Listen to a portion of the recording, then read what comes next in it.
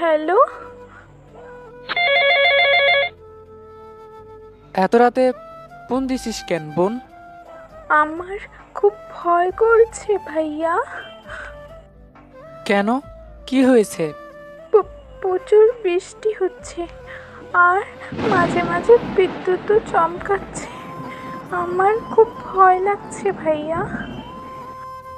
তোর শ্বশুর বাড়ির সবাই কোথায়? ঘর বাইরে থেকে তালা দিয়ে ওরা সবাই বেড়াতে, বাড়িতে আমি একা।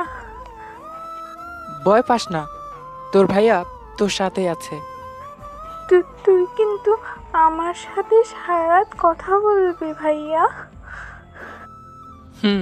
বলবো। 5 মিনিট পর ফোনের লাইনটা কেটে যায়। মেয়েটা আরো বেশি ভয় পেয়ে যায়।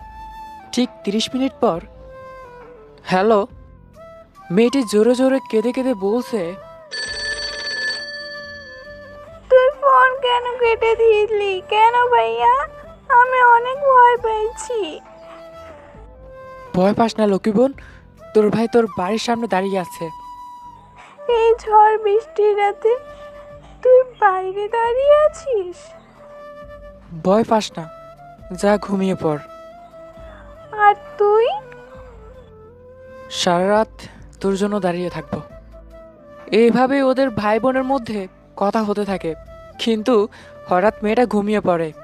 পরদিন সকালবেলা থেকে মেয়েটি ওর ভাইকে ফোন দেওয়ার চেষ্টা করে, কিন্তু ফোনটা বন্ধ ছিল।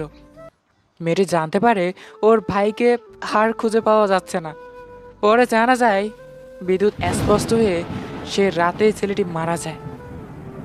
মেয়েটি এই খবরটি শোনা মাত্রই আগুন হয়ে যায় আর আস্তে আস্তে ঘুমায় চলে যায়। কিন্তু এখনো গ্রামবাসীরা বলে, যখন আকাশে মেঘ করে, জোরে জোরে বাতাস বয়, ঘন ঘন বিদ্যুৎ চমকায়, তখন নাকি ওই মেয়েটির শ্বশুর বাড়ির সামনে কারো চিৎকারের আওয়াজ শোনা যায়। কেউ একজন চিৎকার করে বলছে, ভয় পাস না তুই, ঘুমা বোন, আমি জেগে আছি। আসলে মা বাবার পরে যদি আর কোনো পবিত্র সম্পর্ক থাকে, সেটা হলো ভাই বোনের সম্পর্ক।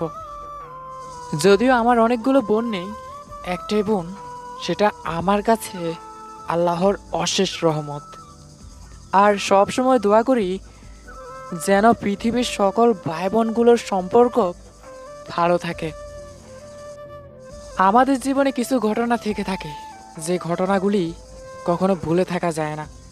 আবার অনেক মানুষ আছে তার প্রিয় মানুষগুলোকে ভালো রাখার জন্য নিজেকে উৎসর্গ করে দেয়।